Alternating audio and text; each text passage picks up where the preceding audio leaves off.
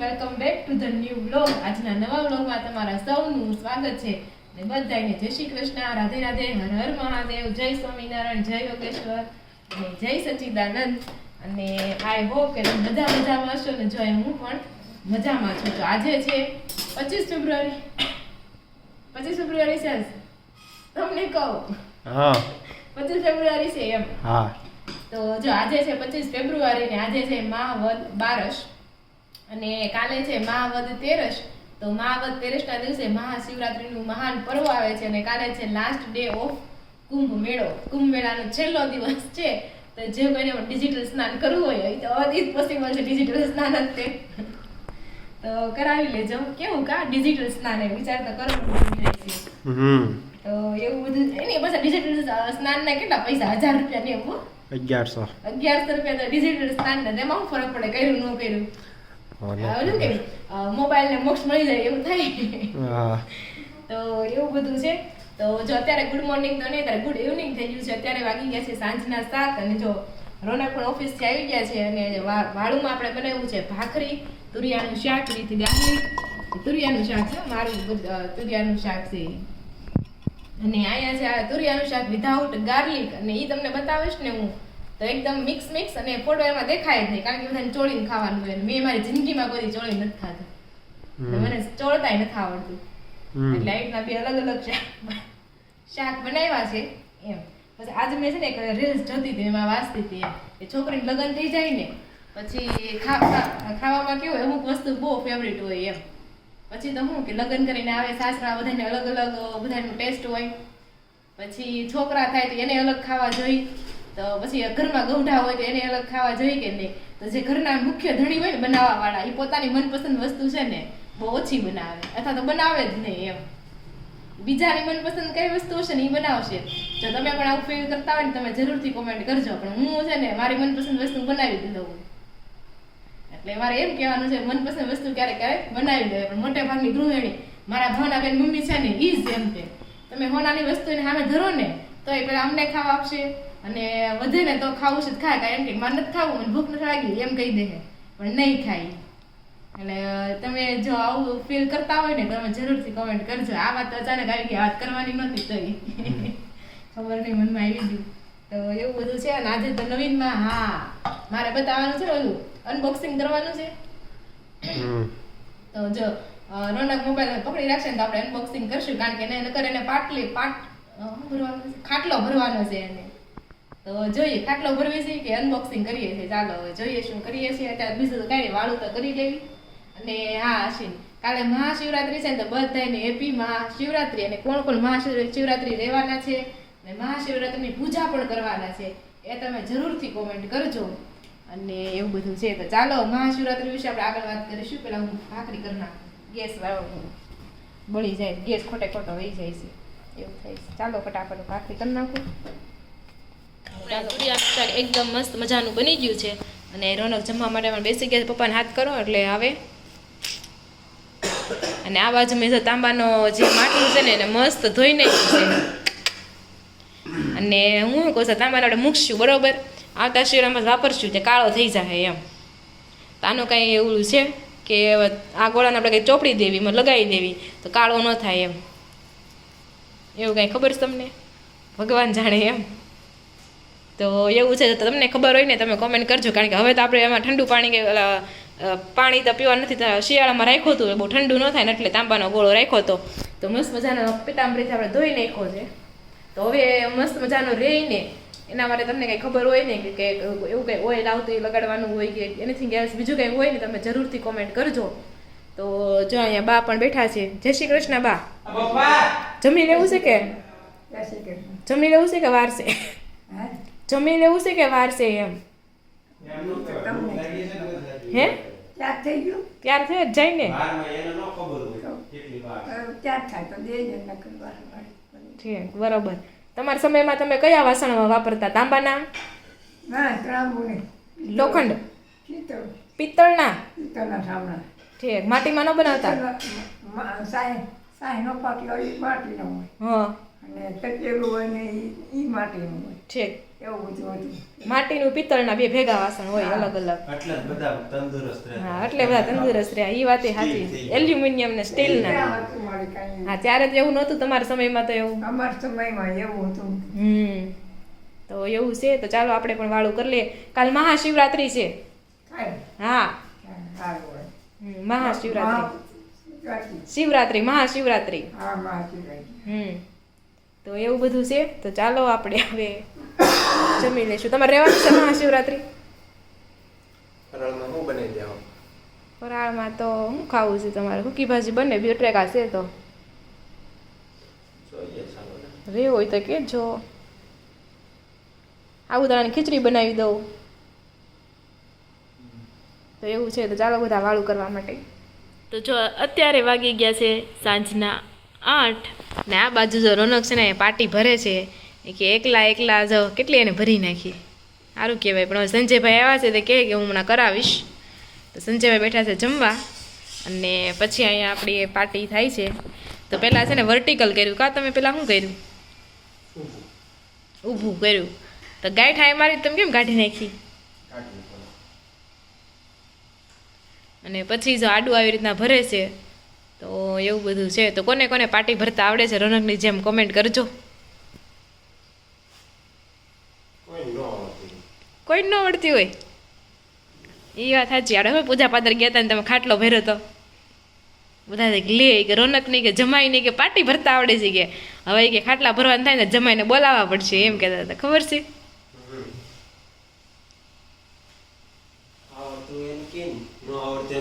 હા એ વાત શીખવાનું કે તો માણસોને શીખવું નથી. જાણે રોજ રોજ બોલ કરવું હોય. હા એ વાત છે. તો પછી રોજ શીખીને રોજ તો કઈ જવાનું નથી તોય માણસ બોલ કરવું નથી. તોય સીધી ના જ પાડી દે નહીં મારે કઈ નથી કરવું નહીં. પછી કીધું હોય તો એવું થાય.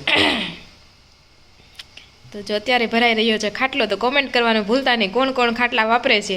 અને આ ખાટલા છે ને વિદેશમાં બહુ ડિમાન્ડ હોય. તમને ખબર છે ખાટલાની? અને કેટલા મોંઘા ભાવે ખાટલા વેચાય વિદેશમાં. ઓલા ઈ પછી કાઠીવાળા સ્પેશિયલ જૂના જમાનામાં ન આવતા એવા વધારે. આપણે એમ કે બીજાની વસ્તુ વધારે ગમે એમ આપણે વિદેશની વસ્તુ આપણને ગમે વિદેશવાળાને આપણી વસ્તુ ગમે એવું છે બધું. દૂરની બધાને બીજાની વસ્તુ જ સારી લાગે. ઘરની વસ્તુ કોઈને સારી નથી લાગતી. તો આવી રીતના ભરાય છે ખાટલો. ખમી જવાનો સંજયભાઈ આવે છે પકડવા લાગશે તમ તારે.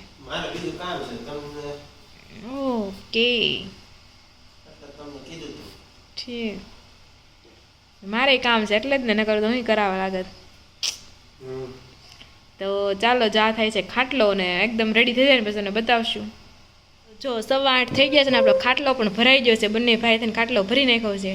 તો 15-20 મિનિટમાં ખાટલો ભરાઈ ગયો. સ્પીડ તો સારી છે. બિઝનેસ ચાલુ કરવો છે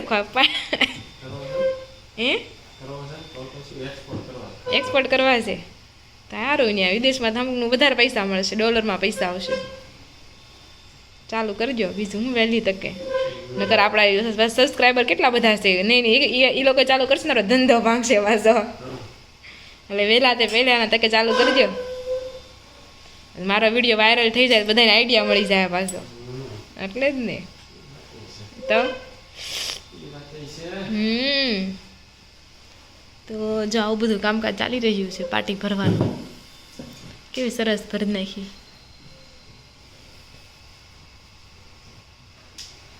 હું કઠણ કરો છો? શું કરો છો ભાઈ?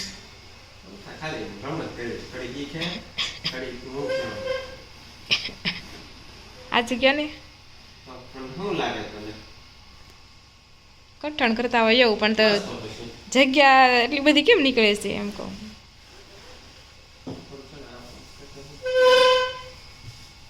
ને સે પાર્ટી ઘટી કે એવું આવે જવાબ નથી દેતું કોઈ.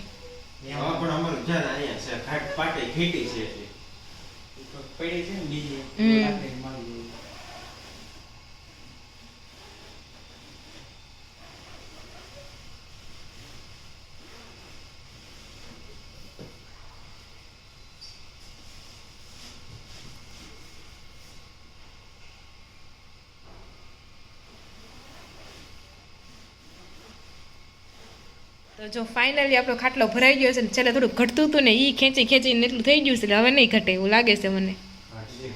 ઘટશે હજી કાંઈ નહીં, ગલુડિયા આવે ને ત્યાં સુધીમાં મળી જાય ને ત્યાં સુધી બીજી પાર્ટી આવી જાય. તે એવું હોય કે પહેલી વાર ખાટલો ભરો તમે ગલુડિયાને હુવારવાના એમ, તો એનાથી શું થાય? એટલે એવું કંઈ છે કે ખાલી એમ જ ખાલી કહેવત? તો બાને ખબર હશે.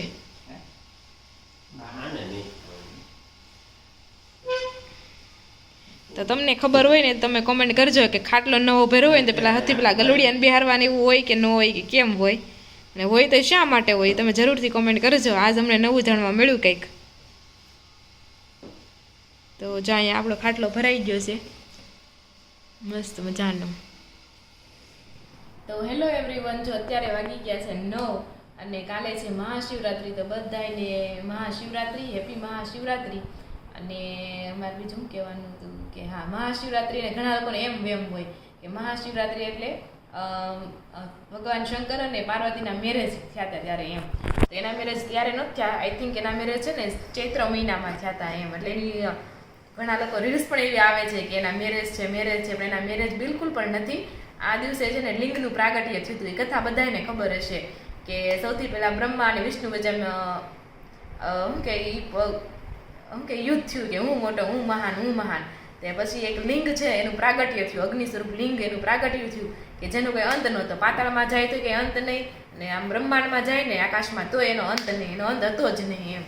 એટલે પછી આ બંને વચ્ચેનું બ્રહ્મા વિષ્ણુનું યુદ્ધ અટકાવવા માટે ભગવાન શંકરે કીધું કે જે મારો અંત ગોતી આવે એ મહાન એમ, એ જીતી ગયું એમ. તો ભગવાન બ્રહ્મા હતા એ તો ખોટું બોલ્યા કે મને અંત મળી ગયો છે તમારો એમ. એટલે પછી ભગવાને એને શું કહેવાય દંડ આપવા માટે પછી ભગવાન શંકરનું આવ્યા એમ.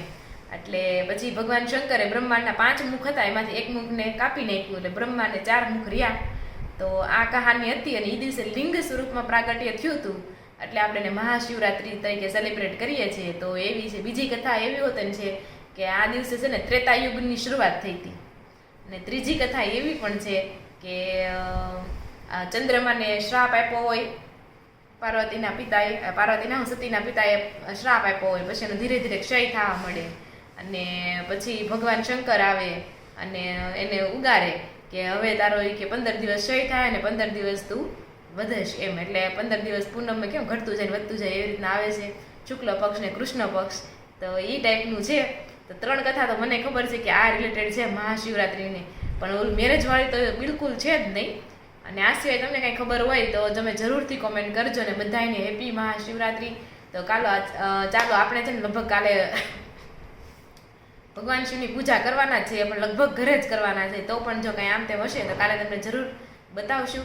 તો આ સાથે જ આજનો બ્લોગ અહીંયા એન્ડ કરીએ છીએ. હજી સુધી તમે વિડીયોને લાઇક ન કરી હોય તો લાઇક કરી દો, કોમેન્ટ ન કરી હોય તો કોમેન્ટ કરી દો. કોમેન્ટમાં લખી દો કે હેપી મહાશિવરાત્રી. અને ફરી મળીશું કાલે નવા બ્લોગ સાથે. ત્યાં સુધી જય શ્રી કૃષ્ણ અને રાધે રાધે.